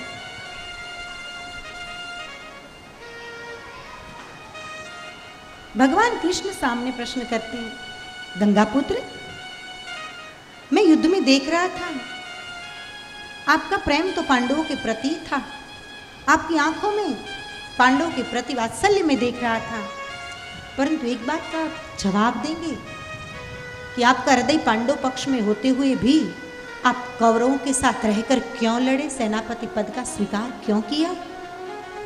तब दादा ने जवाब दिया सोते हुए, हे वासुदेव। हंसने लगे दादा, हंसते हुए मुस्कुराते हुए कहते हैं, हे वासुदेव, अगर मैं पांडवों के साथ रहकर लड़ता तो अर्जुन के रथ को चला रहे हैं और जिसकी जुल्फें हवा में उड़ रही हैं ऐसे कृष्ण का दर्शन मुझे नहीं होता। तो प्रभु सारथी स्वरूप का मुझे दर्शन करना था, इसलिए मैं विरोध पक्ष में चला गया। मेरी नजरों के सामने युद्ध में भी कृष्ण रहे। धन्य है उसकी भावना को, धन्य है। कृष्ण भी प्रसन्न हो गए। अंत समय पर प्रभु पधारे, उसका कारण क्या? 2-5 मिनट में और लूंगी आपकी, 2-5 मिनट ध्यान से सुनना, थोड़ा धैर्य रखना। वचन दिया है कृष्ण ने, मैं आऊंगा, अंत समय पर मैं आ जाऊंगा। क्यों वचन दिया? एक बार एक घटना घटी। कौरव पांडव का युद्ध चल रहा है। दादा भीष्म बाणशैया पर पड़े हैं। दुर्योधन रोज जाता है दादा के पास और कहता है, दादा आशीर्वाद दीजिए, मेरी विजय हो। दुर्योधन को पता है कि भीष्म ऐसे तपस्वी है कि एक बार जो मुख में से शब्द निकल गए कि विजयी भव, तो मुझे कृष्ण भी हरा सकता नहीं है। लेकिन कुपात्र को कैसे आशीर्वाद दे, कैसे दे? होश में है दादा, होश में। कह दिया, दुर्योधन मैं तुझको आशीर्वाद नहीं दे सकता। हाँ, पात्रता है भानुमति की, दुर्योधन की पत्नी भानुमति को आज रात को भेजना यहां रण मैदान में। मैं उसको आशीर्वाद दूंगा अखंड सौभाग्यवती का, कि उसने मेरी सेवा बहुत की है, उस नारी की पात्रता है, उस नारी के लिए मैं कुछ भी कर सकता हूं। तो तेरी पत्नी को मैं आशीर्वाद दूंगा अखंड सौभाग्यवती का। तुझको तो मैं नहीं दे सकता विजयी का, तेरी पात्रता है। ठीक है, क्रोध करके चला गया। लेकिन आज रात को भानुमति आशीर्वाद लेने के लिए जा रही है, इस बात का पता चल गया नटखट नटवर को, कृष्ण कन्हैया को। और मौके का लाभ उठाना ही चाहिए। रणनीति तो रणनीति है, कौन भाई कौन माँ, क्या सत्य क्या असत्य, विजय ही एक लक्ष्य मात्र होता है। मैंने बता दिया पहले आपको। तो संध्या हुई न हुई और कृष्ण ने कहा, पांचाली तैयार हो जाए, चलिए मेरे साथ। प्रभु कहाँ? मेरा आदेश है, चलिए। और भगवान का आदेश हो तब पांडव भी नहीं, विश्वास कितना, पांडव पूछते नहीं कि कहाँ जा रहे, प्रभु के साथ जा रहे हैं। ठीक है, पांचाली तो चली अंधेरे को ओढ़कर किशन कन्हैया के साथ आगे बढ़ रहे अंधेरे में कुरुक्षेत्र के मैदान की ओर। पांचाली के चरणों में पादुका थी, रत्न जड़ी, और चल रही थी तो पदचाप हो रहा था, आवाज आ रही थी। कृष्ण को हुआ राज राज रहना चाहिए, भेद खुलना नहीं चाहिए। पादुकाओं की आवाज आ रही है, किसी को पता चल जाएगा, चौपट हो जाएगा पूरा प्लान, योजना बर्बाद हो जाएगी पूरी। तो कृष्ण ने कहा, कृष्णा, पांचाली का एक नाम है कृष्णा, कृष्णा पैरों में से पादुका निकाल दीजिए, उतार दीजिए। कृष्णा ने कहा कि यहाँ उतार दूंगी तो अंधेरे में मिलेगी नहीं पादुका प्रभु, रत्न जड़ित पादुका है मेरी। कृष्ण ने कहा, उतारिए तो सही, मानो न मानो, परंतु संतों का मत है द्रौपदी ने जैसे पादुकाएं उतारी, भगवान कृष्ण ने हाथ में उठा ली और पीतांबर में लपेट दी पादुकाओं को। धन्य है भक्त को, धन्य है भगवान को, धन्य है द्रौपदी के प्रति कृष्ण के प्रेम को। भगवान भक्त की पादुका उठा ली। द्रौपदी की आंखों में आंसू बहने लगे। कृष्ण बोले, इस पादुकाओं को उठाकर मैं धन्यता का अनुभव करता हूँ द्रौपदी, मैं तुम दोस्ती निभा रहा हूँ, तेरी भक्ति का जवाब दे रहा हूँ और कुछ भी नहीं है। दोनों जाते हैं। भानुमति पहुंची नहीं थी अभी, इसके पहले किशन पहुंच गए। फिर किशन छिप गए कहीं। लुका छुपी करना बचपन से स्वभाव कृष्ण का, तो वो छिप गए कहीं। और द्रौपदी को जो कुछ करनी थी लीला समझा दिया। द्रौपदी घूंघट निकाल कर आती है। सितारों का थोड़ा थोड़ा प्रकाश, दादा वैसे भी बूढ़े हो गए हैं, आंखों से ढंग से देख भी नहीं पाते हैं। रात के अंधेरे में कुरुक्षेत्र के मैदान में कोई स्त्री आ रही है, मतलब दुर्योधन की पत्नी आई होगी, भानुमति आई होगी। और द्रौपदी ने घूंघट निकाल कर दादा के चरणों में बैठकर प्रणाम किए। जैसे ही प्रणाम किए तो दादा के मुख में से शब्द निकल गए, आशीर्वाद अखंड सौभाग्यवती भव, पूरी जिंदगी की तपश्चर्या का फल रख दिया आशीर्वाद में, अखंड सौभाग्यवती। तब द्रौपदी बोलती है, दादा के आशीर्वाद पाकर आज पांचाली धन्य हो गई, हद हो गई। ये क्या पांचाली? हाँ, क्रोध तो आया दादा को, श्राप भी दे सकते हैं, क्योंकि वचन देना था भानुमति को, पूरी जिंदगी की तपश्चर्या का फल रखना था, एक को देना था, ले गया कोई दूसरा। ये भी कृष्ण ने कपट किया।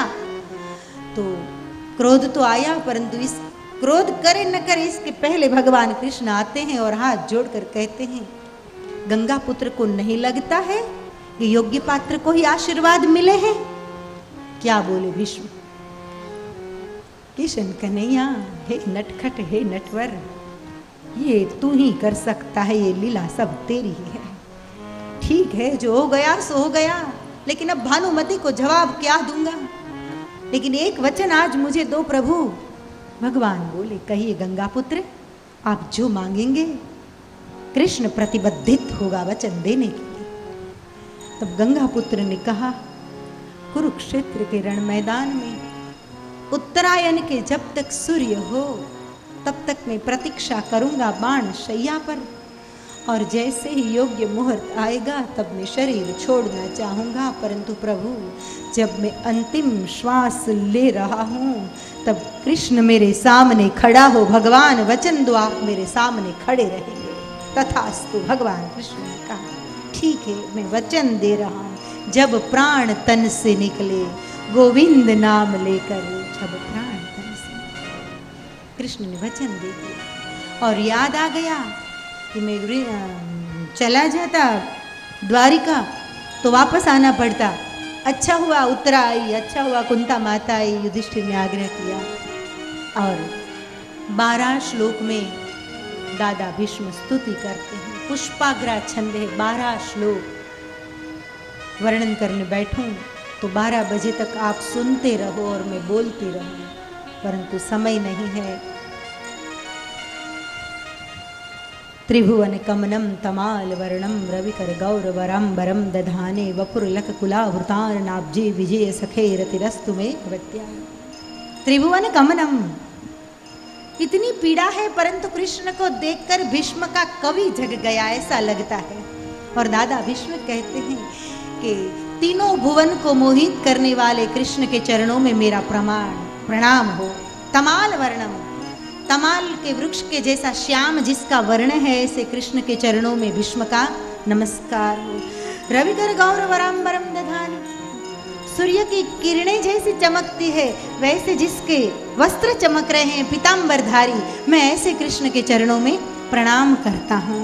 और कहते हैं कि विजय सखे, अर्जुन के मित्र को मैं प्रणाम करता हूँ कि जिसने मित्रता निभाई पूरे पूरी, ऐसे मित्र को मैं प्रणाम करता हूँ।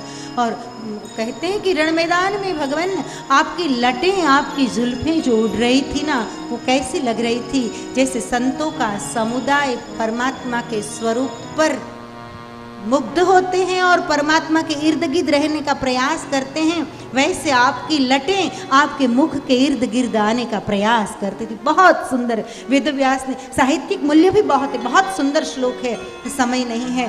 विजय रथ कुटुंब, बहुत अच्छे शब्द है। मैं किस कृष्ण को प्रणाम करता हूँ कि अर्जुन के रथ को जिसने रथ नहीं माना, परंतु एक कुटुंब का वडील हो, बुजुर्ग हो सबसे, और उस पर पूरे परिवार को सुरक्षित रखने की जिम्मेदारी हो।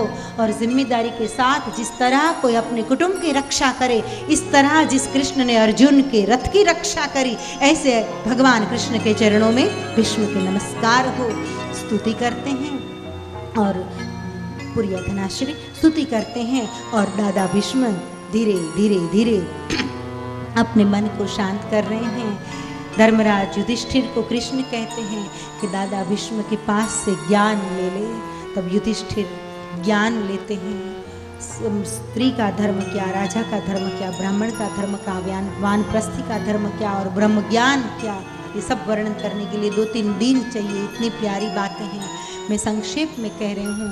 दादा भीष्म से धर्मराज ने ज्ञान प्राप्त कर लिया और अपनी नाड़ियों में से प्राणों को दादा खींच रहे हैं। सूर्य उत्तर के हुए हैं, उत्तरायण का दिन बीत रहा है और दादा भीष्म अपने प्राणों को शांत करने के लिए जा रहे हैं।